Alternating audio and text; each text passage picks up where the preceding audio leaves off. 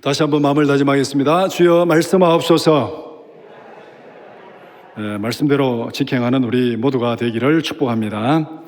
하나님께서 우주 만물을 창조하시고 그 중에서 어떤 것을 특별한 목적으로 구별해서 거룩하게 분리한 것들이 있습니다. 하나님께서 특별한 목적을 위해서 시간을 구별해서 분리했습니다. 많은 날 중에서 하루를 딱 분리해가지고 이날은 하나님 앞에 예배하는 날이고 안식하는 날이다. 그렇게 시간을 구별했습니다. 이 하나님께서 구별하신 날을 우리는 안식일 혹은 성일 혹은 주일 그렇게 이름을 붙입니다. 엿새 동안 일회 중에서 특별히 하루를 딱 분리해가지고 이날은 예배하는 날이다. 그렇게 구별해 놓은 것, 이것이 바로 거룩한 날입니다.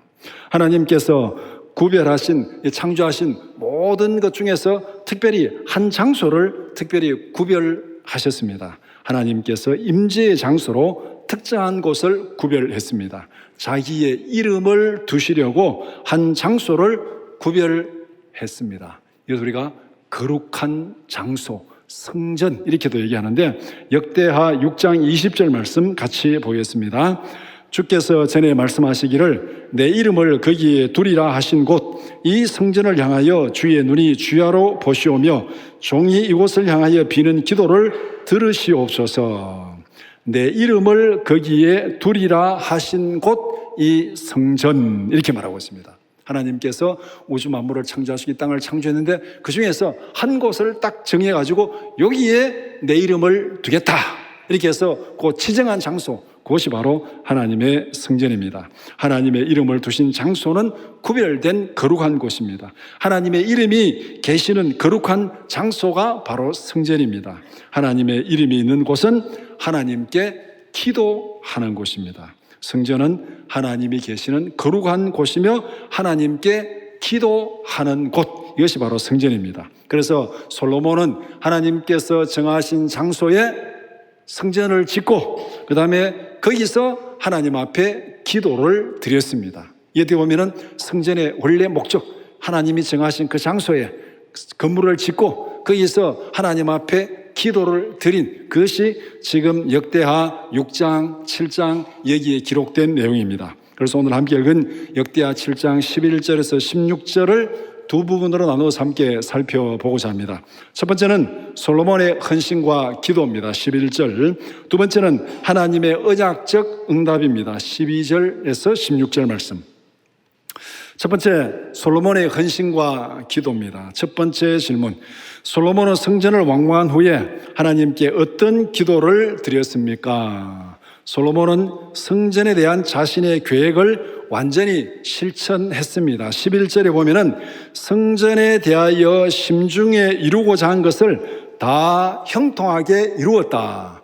성전에 대하여 심중에 이루고자 한 것, 이게 마음에 품은 계획이잖아요. 마음에 품은 계획, 성전에 대해서 성전은 여기에 이렇게 짓고 이렇게 다 장식하고 또 이렇게 아주 성전을 진행해야 되겠다, 운영해야 되겠다 하는 그 성전에 대한 마음에 품은 계획을 다 형통하게 이루었다. 그대로 다 실천했다. 그렇게 말씀하고 있습니다. 성전에 대해서 그러면 솔로몬이 실천하는 일은 어떤 것입니까? 크게 보면은 한 세 가지 정도 얘기할 수 있습니다. 첫 번째는 다윗 때부터 계획하고 준비한 성전 건축을 완성했습니다.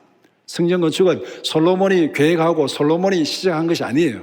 솔로몬이 다 완성했지만은 이미 그 계획은 다윗 때부터 계획이 있었고 준비하고 다윗이 지으려고 했는데 하나님께서 너는 아니다 하고 이렇게 하나님께서 다윗에게는 성전 건축을 못하게 했습니다. 그래서 이제 솔로몬이 다윗 때부터 계획하고 준비한 그 성전을 완성했습니다. 역대하 5장 1절 말씀 같이 보겠습니다. 솔로몬이 여호와의 전을 위하여 만드는 모든 일을 마친지라. 이에 솔로몬이 그의 아버지 다윗이 드린 은과 금과 모든 기구를 가져다가 하나님의 전 곳간에 두었더라. 다윗 때부터 준비하고 계획한 성전 건축을 완성했습니다. 이것이 이제 솔로몬의 성전에 대해서 한 첫 번째고, 그 다음에 두 번째는 새롭게 건축한 성전에 하나님의 언약궤를 모셔드렸습니다. 성전은 하나님의 이름을 두시는 곳이잖아요. 하나님의 이름을 두시는 그 상징이 뭡니까? 언약궤입니다. 언약궤. 언약궤. 그 언약궤를 성전에 모셔드렸습니다. 역대하 6장 2절 말씀 같이 보겠습니다. 내가 주를 위하여 거하실 성전을 건축하였사오니 주께서 영원히 계실 처소로소이다. 역대하 6장 11절 말씀, 내가 또 그곳에 여호와께서 이스라엘 자손과 더불어 세우신 언약을 넣은 궤를 두었노라 하시니라. 성전을 완성하고 거기에 성전의 핵심인 하나님의 언약궤를 거기에 모셔드렸습니다. 이게 성전을 향해서 솔로몬이 한 두 번째입니다. 세 번째는 성전을 하나님 앞에 봉헌하면서 하나님 앞에 기도를 드렸습니다. 그런데 이 봉헌 기도는 솔로몬이 하나님 내게 이것을 주십시오, 내게 이루어 주십시오, 내게 이 기도가 아닙니다. 하나님, 이 성전에서 이 백성이, 이 성전에서 이 백성의 후손들이 기도할 때 하나님 그 기도를 들어주십시오. 이것은 개별적인 기도가 아니라 기도 언약입니다. 기도 언약. 성전에서 기도하는 이 기도를 하나님 들어주십시오. 누구든지 이 후손들이, 장차 이 백성들이 하나님 앞에 나와서 성전에서 기도하는 이 기도를 들어주십시오. 그러니까 기도의 계약서입니다. 하나님 여기 나와서 기도하면 하나님 들어주세요 하고 계약을 맺는 그 기도가 어떻게 보면은 성전 봉헌 기도입니다. 역대하 6장 21절 말씀 같이 보겠습니다.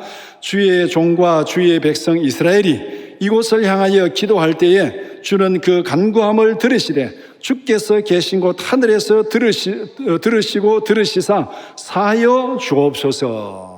그러니까 이 나라와 이 민족을 위한 기도입니다. 이제 성전을 지어서 하나님 앞에 봉헌하는데 하나님, 이 성전이 내 것이 아니고 개인의 것이 아니고 언약 백성들의 것이고 이 나라의 것이니까 이 나라 이 민족이 이 성전에 나와서 또 이 나라가 나중에 망해가지고 멀리 포로로 잡혀갔다면 성전에 못 오니까 그러면 성전을 향하여 그 있는 곳을 향해서 기도하면은 하나님 이 기도를 들어주십시오. 그러니까 이 솔로몬의 봉헌 기도는 오늘날로 말하면은 나라와 민족을 위한 기도입니다. 이 나라와 이 민족이 이 성전에 나와서 이 성전을 향하여 기도하면은 하나님 그 기도를 들어주십시오. 그렇게 기도하는 것. 우리 흔히 6월달을 호국 보훈의 달이라 그렇게 얘기를 하잖아요. 호국 보훈의 달, 우리가 무엇으로 하나님 앞에 기도해야 되겠습니까? 하나님 앞에 이 나라와 이 민족을 위해서 기도하는 이 솔로몬의 성전 봉헌 기도가 어떻게 보면은 호국 보훈의 기도의 핵심을 거기서 다 말하고 있습니다. 봉헌 기도의 핵심은 성전에서 드리는 기도를 들으시고 응답해 달라는 겁니다. 성전이 예배로, 기도로 하나님과 소통하는 곳이 되기를 하나님 앞에 간구하는 것, 이것이 솔로몬이 성전에 대해서 다 마음에 품은 뜻을 이룬 것. 그러니까 첫 번째는 다윗 때부터 계획한 성전을 완성했고, 그 다음에 두 번째는 하나님의 언약궤를 거기에 모셔드렸고, 세 번째는 하나님 이 백성이 여기 나와서 기도할 때 하나님 이곳을 기억하시고 기도를 들어주십시오. 어떻게 보면 솔로몬에게 가장 중요한 이 세 번째죠. 세 번째, 하나님 이제 다 준비했는데 하나님 이곳이 하나님 앞에 소통하는 곳, 예배하는 곳, 기도하는 곳, 하나님의 은혜를 누리는 하나님의 집이 되게 하옵소서. 그렇게 솔로몬이 하나님 앞에 이렇게 성전을 봉헌하고 기도했습니다. 그 다음에 두 번째, 하나님의 언약적 응답. 첫 번째 질문, 하나님께서 솔로몬이 성전을 봉헌하면서 드린 기도에 어떻게 응답하셨습니까? 밤에 하나님께서 솔로몬에게 나타나셨습니다. 12절에 내가 이미 내 기도를 들었다. 내가 이미 내 기도를 들었다. 솔로몬이 성전을 봉헌할 때 드린 기도를 하나님께서 들으셨다는 것입니다. 솔로몬이 드린 기도의 구체적인 내용은 6장 12절에서 42절까지 그렇게 기록되어 있습니다. 그 내용이 앞에서 말한 대로 이 백성이, 이 후손들이, 언약 백성이 하나님의 전에 나와서, 아니면 나라가 망해서 이방의 포로로 잡혀갔으면 이 성전을 향하여 기도하면 그 기도를 하나님 들어주십시오. 그러니까 하나님께서 내가 이미 그 기도를 들었다. 그러니까 앞으로 이 성전에 나와서 기도하는 것, 이 성전을 향해서 기도하는 것 내가 들어 응답하시겠다. 그렇게 하나님께서 약속하셨습니다. 그 다음에 또 12절에 이곳을 택하여 내게 제사하는 성전을 삼았다. 이곳을 택하여 내게 제사하는 성전을 삼았다. 하나님께서 특별한 장소를 성전으로 지정하시고 구별하셨습니다. 성전을 하나님께 제사하는 장소로 지정했습니다. 제사의 가장 중요한 내용은 뭔가? 성전이 만민의 기도하는 집이고 성전은 제사하는 곳이고 우리가 헷갈릴 수 있습니다. 그런데 제사의 가장 중요한 내용은 온전한 마음을 담아서 드리는 기도입니다. 그러니까 내 집은 만민이 기도하는 집입니다. 제사도 기도에 포함되는 거예요. 우리가 하나님 앞에 제사 드릴 때 무슨 번제를 드리고 속죄제를 드릴 때 그 제사가 뭡니까? 하나님 내 죄를 용서하여 주옵소서 하고 제물을 드리는 거잖아요. 제물을 드리는 그 자체가 하나님 앞에 기도입니다. 마음을 담아서 드리는 기도가 바로 제사입니다. 그러니까 성전의 핵심은 기도입니다. 제사는 기도에 포함되는 겁니다. 그래서 하나님은 마음이 담기지 않는 제물은 기뻐하지 않습니다. 이스라엘 백성들이 하나님 앞에 성전에 와서 제사하면서 제물을 좋은 거 드리면 하나님이 기뻐할 줄 알고 그렇게 했는데 하나님은 그거 아니라 그랬습니다. 제물을 아무리 좋은 것을 드려도 아무리 크고 위대한 것을 드려도 마음이 담기지 않는 제사는 내가 그거 기뻐하지 않는다. 이사야 1장 13절 말씀 같이 보겠습니다. 헛된 재물을 다시 가져오지 말라. 분향은 내가 가증히 여기는 바요. 월삭과 안식일과 대회로 모이는 것도 그러하니 성회와 아울러 악을 행하는 것을 내가 견디지 못하겠노라. 하나님 앞에 제사한다면서 하나님 앞에 순종하지 아니하고 불순종하고 악을 행하는 거, 그거는 제사가 아니다. 그거는 제사가 아니다. 내가 그 재물 받지 않는다. 자기 마음대로 자기 욕심대로 하면서 하나님 이거 들어주세요 하고 제물 드리는 것은 결국 뭡니까? 하나님을 내 종으로 부리겠다는 겁니다. 내 계획이 있고 이것을 이루기 위해서 내 힘 하니까 이거 좀 부족하다. 이거는 하나님 도와주셔야 됩니다. 그러면 하나님이 누구의 뜻을 이루는 거예요? 내 뜻을 이루기 위해서 하나님을 종으로 부리는 거. 이것이 바로 마음이 담기지 않는, 순종하지 않는 죄악된 마음으로 하나님 앞에 드리는 제물입니다. 하나님께서 그런 제사는 받지 않는다고 그렇게 말씀하셨습니다. 이사야 1장 15절 말씀 같이 보겠습니다. 너희가 손을 펼 때에 내가 내 눈을 너희에서 가리고 너희가 많이 기도할지라도 내가 듣지 아니하리니 이는 너희의 손에 피가 가득함이라. 너희의 손에 피가 가득함이라. 거기에 죄가 가득하다는 거예요. 죄가 가득한 그런 삶으로 하나님 앞에 기도할 때 하나님 그거 듣지 않는다 그랬습니다. 눈을 가리고 귀를 가리고 듣지 않겠다. 많이 기도해도 하나님 듣지 않겠다. 죄를 범하면서 불순종하는 마음으로 하나님 앞에 나와서 아무리 큰 제물로 아무리 많이 기도할지라도 하나님 듣지 않는다 말씀했습니다. 그러니까 성전에서 드리는 제사의 핵심은 마음을 담아서 드리는 기도입니다. 마음을 담아 드리는 기도. 이것이 바로 성전 제사의 핵심이고 성전의 핵심은 하나님 앞에 드리는 기도입니다. 시편 51편 17절 말씀 같이 보겠습니다. 하나님께서 구하시는 제사는 상한 심령이라. 하나님이여 상하고 통회하는 마음을 주께서 멸시하지 아니하시리이다.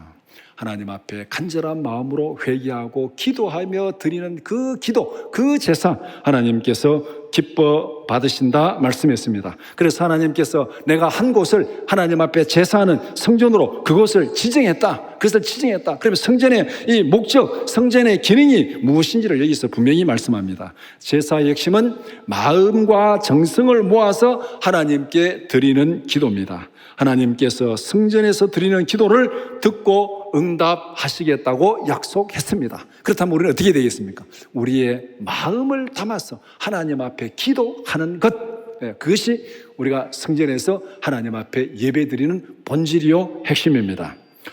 두 번째 질문, 13절의 재앙은 솔로몬의 기도에서 어떤 경우에 내리는 재앙입니까? 13절에서 말씀하는 재앙의 내용은 두 가지입니다. 첫 번째는 기근입니다. 오늘날로 말하면 불경기죠. 불경기. 두 번째는 전염병입니다.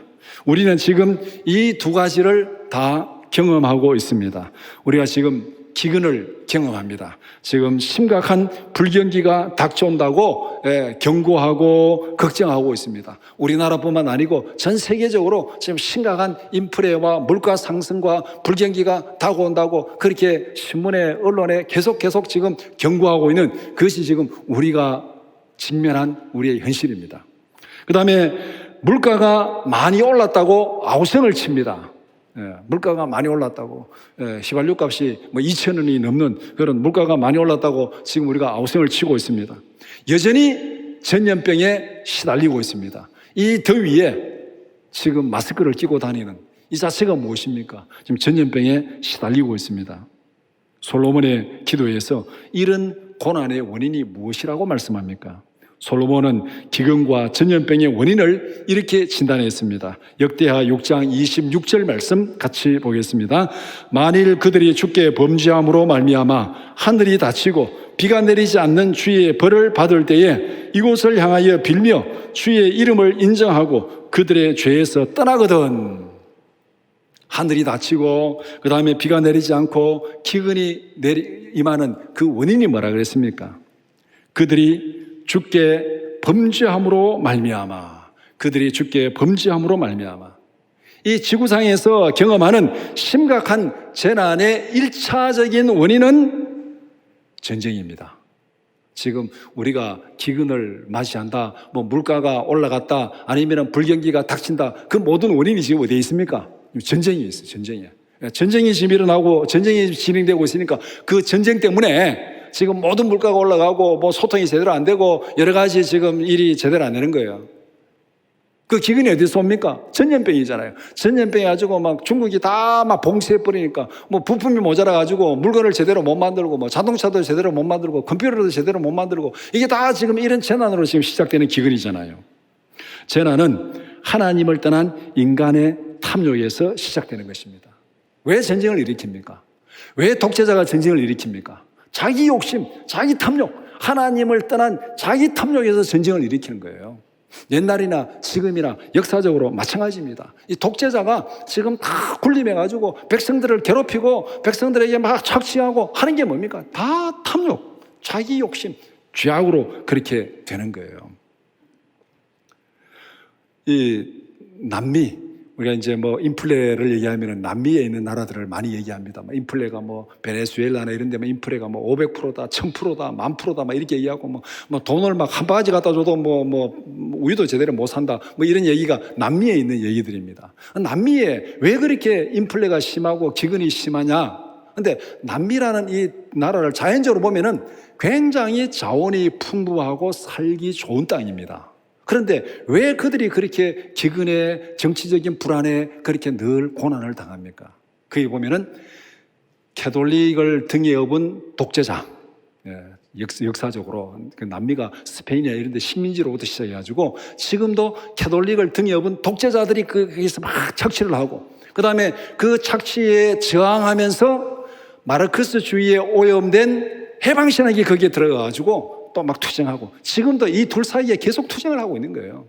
그러니까 독재자의 탐욕과 그 다음에 이 공산주의의 이 이념 이 들어가가지고 둘이 계속 하고 있으니까 남미는 항상 뭔가 불안하면서 어려움을 당하고 있는 이것이 뭐냐면 결국은 자원이 부족해가지고 기근이 오는 것이 아니라 탐욕, 인간의 죄악된 탐욕 때문에 기근이 온다는 것을 우리에게 단적으로 보여주는 것이 남미의 조건들입니다. 그리고 아프리카에 무슨 뭐 어디에 막 기근이 와가지고 사람들이 굶어 죽는다. 거기에 땅이 나빠가지고 곡식이 없어서 굶어 죽는 게 아니고 대부분 다 내전이 일어나요. 내전이 일어나니까 전쟁이 계속 일어나니까 농사도 못 짓고 사람들이 그렇게 굶어 죽는 거예요. 이렇게 보면은 이 땅에 일어나는 대부분의 재난과 기근이 결국은 인간의 범죄 때문에 일어나는 것입니다. 우리는 나라와 민족을 위해서 이렇게 기도해야 됩니다. 이 땅에서 전쟁이 사라지게 하소서. 이 땅에서 전쟁이 사라지게 하소서. 우리는 늘 전쟁의 위협 속에 살아가고 있잖아요. 제가 전쟁을 경험하지는 않았습니다. 그러나 계속 전쟁의 위협 속에 살아가고 있습니다. 우리나라가 휴전 상태잖아요. 휴전이 뭡니까? 전쟁이 끝난 게 아니에요. 전쟁을 쉬고 있는 거예요. 오늘도 뭐 신문에 보니까 뭐 동해로 뭐 탄도미사일 8발 쐈다고 또 뉴스 뜬 것을 보았습니다. 늘 이렇게 우리는 전쟁의 지금 위협에 시달리고 있습니다. 왜 전쟁의 위협에 시달립니까? 탐욕에 빠진, 권력의 탐욕에 빠진 한 사람이 백성을 압제하고 자기 권력을 위해서, 자기 탐욕을 위해서 지금 그렇게 하니까 이 전쟁의 위협이 우리 민족을 계속 괴롭히고 있는 거잖아요. 이 땅에서 전쟁이 사라지게 하소서. 전쟁을 일으키는 인간의 모든 탐욕과 죄악을 제거하여 주옵소서. 인간이 권력자가 탐욕을 내려놓으면 전쟁은 사라집니다. 하나님, 이 땅에서 인간의 모든 탐욕과 죄악을 제거하시고 이 땅에서 전쟁을 제거하여 주옵소서. 이것이 정말 이 호국 보훈의 달에 우리가 하나님 앞에 기도해야 될 우리의 기도입니다. 세 번째 질문. 범죄로 말미암아 하나님의 징계를 받을 때 해결 방법은 무엇입니까? 14절은 13절의 재난에 대한 해결책입니다. 13절에서 경험하는 재난은 기근과 전염병입니다. 기근과 전염병의 원인은 범죄한 백성들에 대한 하나님의 징계라고 그렇게 말씀했습니다. 그렇다면 기근과 전염병을 극복하는 방법은 무엇입니까? 하나님께서 내리신 징계를 풀어야 됩니다. 하나님께서 내린 징계라면 하나님이 내리신 징계를 풀어야 되는 것이죠. 14절은 하나님의 징계를 푸는 구체적인 방법을 말씀하고 있습니다. 첫 번째, 내 백성이 그들의 악한 길에서 떠나라. 내 백성이 그들의 악한 길에서 떠나다. 왜 이런 기근이 생기느냐? 그들이 하나님 앞에 범죄하고 하나님의 길에서 떠남으로 이런 기근이 생겼으니까 이런 기근을 극복하는 첫 번째 방법이 내 백성이 그들의 악한 길에서 떠나라. 진정한 회개는 죄를 깨닫고 그 죄악에서 돌이켜 떠나는 것입니다. 내가 잘못하고 있다. 이것을 깨닫고 하나님 내 잘못했습니다. 이것도 회개인데 그걸로 부족합니다. 다시 그 자리로 돌아가지 않아야 돼요. 거기에서 떠나서 악한 길에서 떠났어. 악한 행위에서 떠났어. 그 길을 떠나는 것. 그것이 바로 회개입니다. 이사야 선지자는 회개의 구체적인 방법을 이렇게 말씀합니다. 이사야 1장 16절 17절 말씀 같이 보겠습니다. 너희는 스스로 씻으며 스스로 깨끗하게 하여 내 목전에서 너희의 악한 행실을 버리며 행악을 그치고 선행을 배우며 정의를 구하며 학대받는 자를 도와주며 고아를 위하여 신원하며 과부를 위하여 변호하라 하셨느니라. 이것이 바로 하나님 앞에 진정한 회개입니다. 악한 것을 깨닫고 뉘우치고 거기서 돌아서서 선을 행하는 것, 이것이 하나님 앞에 온전한 회개, 하나님의 징계를 푸는 첫 번째 방법이 바로 내 백성이 그들의 악한 길에서 떠나라. 두 번째는 스스로 낮추고 기도하며 하나님의 얼굴을 찾으라. 그렇게 말씀합니다. 회개하며 하나님의 말씀에 전적으로 순종하라는 것입니다. 겸손하게 하나님의 말씀에 순종하라. 하나님 앞에 불순종하는 이유가 뭡니까? 하나님 앞에 범죄하는 이유가 뭡니까? 자기가 하나님보다 더 높다고 생각하는 교만입니다. 내가 이렇게 해야 된다. 내가 더 높고 하나님 이거 좀 도와주세요. 그래서 로마서에 있는 대로 스스로 지혜에 있다나 어리석게 되어서 하나님의 영광을 짐승과 벌레와 가축의 모양으로 바꾸어가지고 섬기는 것, 그게 바로 어리석은 교만입니다. 그러니까 그 어리석은 교만에서 떠나서 스스로 낮추고 기도하며 하나님의 얼굴을 구하라. 겸손하게 하나님의 말씀에 순종하라. 이것이 두 번째입니다. 그다음 세 번째, 그러면 그 기도를 들으시고 그 땅을 고쳐주리라. 죄를 깨닫고 죄악에서 떠나라. 그렇게 말씀합니다. 앞에서 읽은 이사야 1장 15절에서 기도를 듣지 않고 기도가 막히는 이유가 무엇입니까? 너희 손에 피가 가득함이라. 죄악이 있으니까 하나님께서 그 기도를 듣지 않는다는 거예요. 그래서 그 기도가 응답되고 소통되게 하기 위해서는 내 손에 있는 죄를 제거해야 되는 거예요. 그래서 오늘 이 본문에 있는 대로 바로 스스로 낮추고 악한 길에서 떠나고 하나님의 얼굴을 찾으라. 죄악에서 떠나서 겸손하게 하나님의 얼굴을 찾으라. 그러면은 하나님께서 그 기도를 들으시고 너의 땅을 고쳐주리라. 그렇게 말씀하고 있습니다. 그래서 범죄로 말미암아 하나님의 징계를 해결하는 방법은 바로 이것입니다. 죄악에서 떠나고 겸손하게 하나님의 말씀에 순종하고 하나님 앞에 부르짖으라. 그러면 하나님이 들으시고 응답하시고 고쳐주시고 치료해 주시리라. 오늘 우리에게도 똑같은 말씀입니다. 네 번째 질문. 하나님께서 기도하는 장소로 특별히 지정한 곳은 어디입니까? 하나님은 성전을 특별한 장소로 지정하셨습니다. 하나님의 이름을 두는 곳으로 지정하고 거룩하게 구별했습니다. 하나님은 그곳에서 드리는 기도에 응답하시겠다고 약속하셨습니다. 쉽게 말하면 성전은 하나님 앞에 나와서 기도하는 것이고 마음껏 기도하면 하나님이 거기에서 들어주겠다. 이걸 쉽게 말하면 성전은 어떤 곳입니까? 하나님 앞에 기도하는 집, 하나님과 소통하는 곳. 오늘날로 말하면은 하나님의 와이파이 존입니다. 와이파이 존. 와이파이가 뭔지는 다 알죠. 우리가 휴대폰을 쓸 때 이 와이파이가 되면은 뭐 동영상이나 유튜브나 맘 놓고 이렇게 볼 수 있잖아요. 와이파이가 안 되면은 그거 다 보면 돈 내야 됩니다. 그거 돈 내야 되는 거. 그래서 여러분들한테 여행을 가거나 하면은 뭐 와이파이가 됩니까? 호텔에 와이파이 비번이 뭡니까? 무슨 또 카페에 가서 차를 마실 때도 와이파이 비번 보고 그렇게 해가지고 이제 거기서 자유롭게 소통하는 것. 그래 본다면은 성전은 하나님의 와이파이 존입니다. 하나님의 와이파이 존.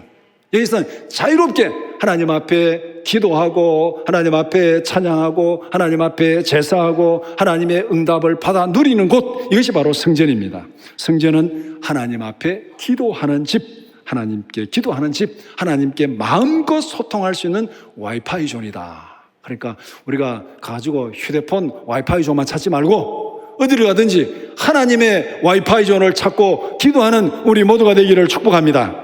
성전은 하나님께 기도하는 집입니다. 이사야 56장 7절 말씀 같이 보겠습니다.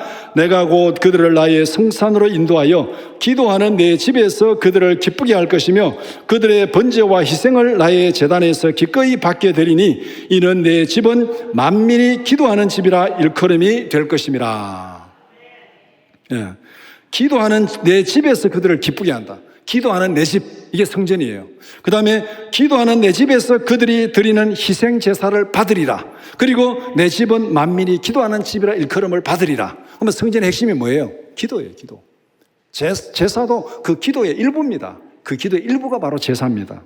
그래서 성전은 하나님의 와이파이 존이고 하나님께 마음껏 소통하는 곳이 성전입니다. 그러면 우리에게서 질문이 하나 생깁니다. 구약의 성전은 예루살렘에 있는 성전인데 우리가 지금 거기 어떻게 가야 됩니까? 거기 못 가잖아요. 그러면은 무슨 옛날 구약 사람들처럼 성전을 향해서 예루살렘을 향해서 그것을 향해서 기도해야 됩니까? 그것을 향해서 기도해야 됩니까? 그럼 우리가 지금 이렇게 했는데 이곳이 예루살렘이 있는 쪽 맞는가? 방향을 잡아야 됩니까? 지금도 이 이슬람 사람들은 메카가 있는 쪽을 향해서 기도하잖아요. 어디 가든지 메카 있는 쪽 해가지고 그쪽을 향해서 기도하는. 우리도 그렇게 해야 되는가? 만약에 성전이 그대로 그것이 하나님 앞에 성전이라면 우리 그렇게 해야 됩니다.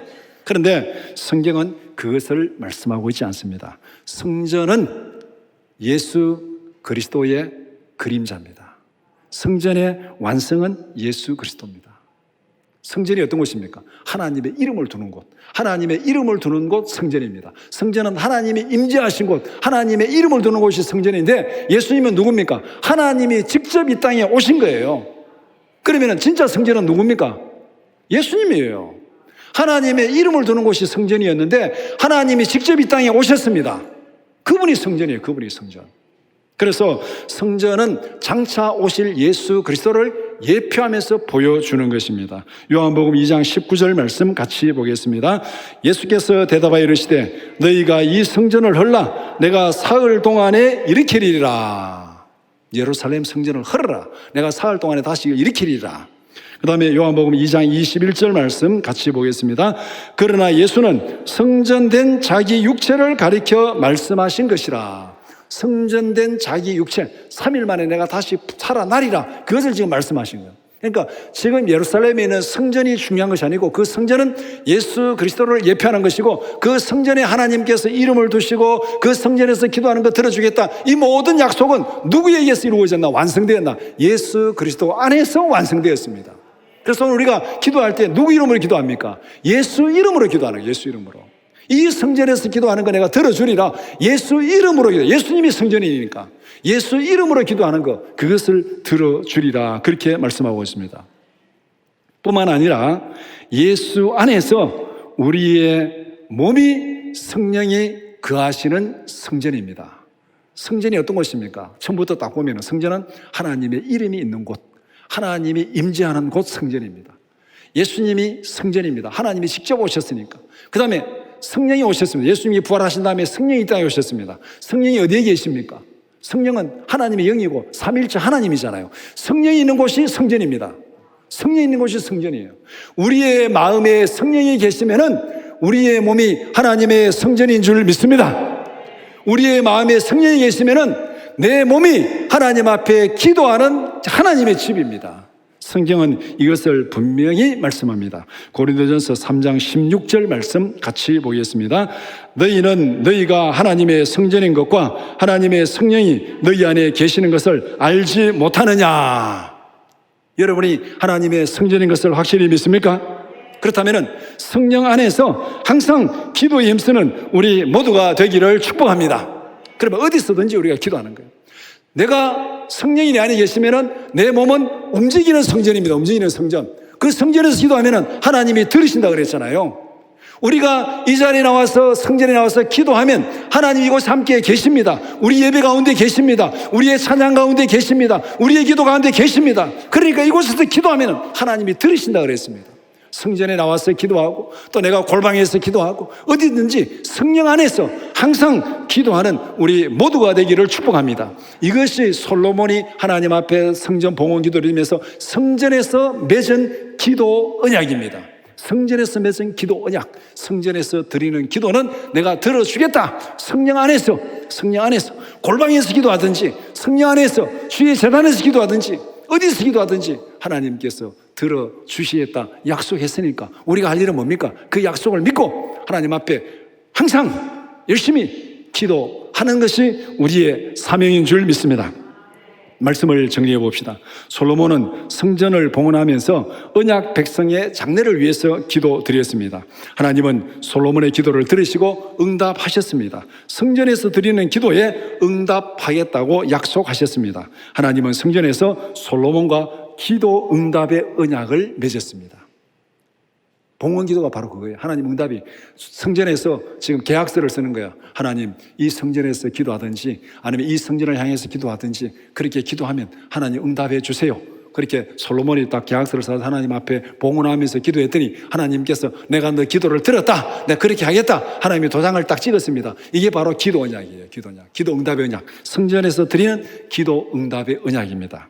하나님은 성전에서 맺은 기도 언약대로 하나님께서 응답하셨습니다. 구약에서 그런 예들을 많이 들을 수 있는데 대표적인 한 곳을 들면은 다니엘의 기도입니다. 다니엘 6장 10절 말씀 같이 보겠습니다.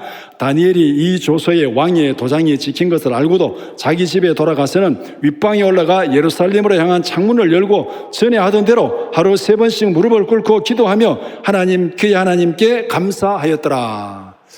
이 전후 내용이 뭔지는 다 알죠. 다니엘이 지금 이 예루살렘이 이스라엘이 바벨론에 멸망을 당해가지고 다니엘은 포로로 잡혀와 있습니다. 포로로 잡혀와서 거기서 출세를 했어요. 총리가 됐어요. 그러니까 주위 사람들이 막 다니엘을 시기해가지고 막 해가지고 이게 모함에 빠뜨리려고 왕의 조서를 만들어서 누구든지 황제 외에 다른 사람, 다른 신에게 기도하면 사자굴 속에 던진다. 그래서 왕의 도장을 딱 찍어가지고 공포를 했습니다. 다니엘이 이 조서에 왕의 도장이 찍힌 것을 알고도 지금 다른 신에게 기도하면 사자굴 속에 들어갑니다. 던져집니다. 그것을 알고도 자기 집에 돌아가서 윗방에 올라가 예루살렘을 향한 창문을 열고 전에 하던 대로 하루에 3번씩 무릎을 꿇고 하나님 앞에 기도했다. 그렇게 말씀하고 있습니다. 예루살렘을 향하여 지금 포로로 잡혀와 있으니까 예루살렘에 가지를 못합니다. 그런데 솔로몬의 기도 내용이 뭡니까? 여기 못 오면은 이 성전을 향하여 기도하면은 하나님 들어주세요. 내가 들어주겠다 약속했습니다. 그 약속대로 다니엘이 기도했더니 어떻게 됐습니까? 사자굴 속에서도 다 살아나고 그런 역사가 나타났습니다. 하나님께서 솔로몬과 맺은 기도 언약대로 바로 다니엘의 기도를 들어 응답하셨습니다. 하나님께서 솔로몬과 맺은 기도 언약대로 오늘 우리의 기도를 응답하실 줄 믿습니다. 하나님은 예수 이름으로 기도하는 자리에 함께 하시겠다고 약속하셨습니다. 오늘 교회가 왜 하나님의 성전인가? 교회가 예루살렘 성전하고는 분명히 다른 곳입니다. 그러나 교회가 하나님의 성전입니다. 왜? 교회는 특별히 구별된 건물입니다. 교회를 왜 지었습니까? 교회에서 무슨 음식 장사하려고? 교회에서 무슨 운동하려고? 교회에서 무슨 친교하려고 교회를 지었습니까? 아니잖아요. 교회를 지은 목적은 하나님 앞에 예배하고 찬양하고 기도하기 위해서 교회를 지은 거예요. 교회는 특별한 목적을 위해서 구별된 건물이고 구별된 장소고 하나님을 예배하는 곳이기 때문에 교회는 성전입니다. 이 교회에 나와서 하나님 앞에 예배하고 기도하고 찬양하는 그곳에 하나님께서 함께 하시겠다고 분명히 약속하셨어요. 마태복음 18장 19절에서 20절 말씀 같이 보겠습니다. 진실로 다시 너희에게 이르노니 너희 중에 두 사람이 땅에서 합심하여 무엇이든지 구하면 하늘에 계신 내 아버지께서 그들을 위하여 이루게 하시리라. 두세 사람이 내 이름으로 모인 곳에는 나도 그들 중에 있느니라. 두세 사람이 내 이름으로 모인 이 예배 자리에 하나님이 함께 하신다고 약속하셨습니다. 그러니까 이것이 하나님의 성전이에요. 우리의 몸이 성령이 거하시는 성전이요 기도하는 집입니다. 교회가 성전이고 성령이 계시는 기도하는 집이고 우리의 몸이 성령이 계시는 기도하는 집입니다. 에베소서 6장 18절 말씀 같이 보겠습니다. 모든 기도와 간구를 하되 항상 성령 안에서 기도하고 이를 위하여 깨어 구하기를 항상 힘쓰며 여러 성도를 위하여 구하라.